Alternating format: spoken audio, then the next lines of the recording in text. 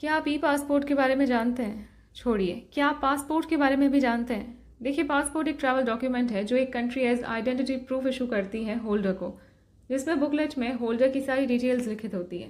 भारत सरकार 3 रंग के पासपोर्ट इशू करती है। पहला हो गया ब्लू पासपोर्ट। ये ऑर्डिनरी पासपोर्ट है जो बिजनेस या ऑर्डिनरी ट्रिप्स के लिए इशू होता है।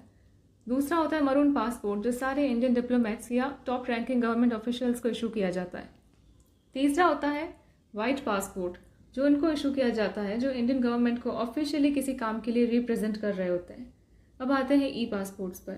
तो देखिए, आसान शब्दों में इसका अर्थ होता है electronic passport with chip.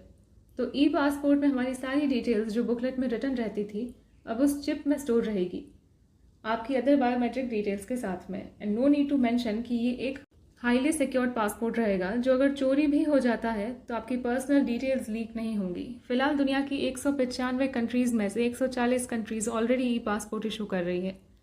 Finland पहली कंट्री रही थी अपने नागरिकों को ई पासपोर्ट इशू करने वाली। चलिए आपको बताते चलते हैं कि भारत में passport ministry of external affairs issue करती है। आप देख रहे थे KPM वॉइस। नमस्ते।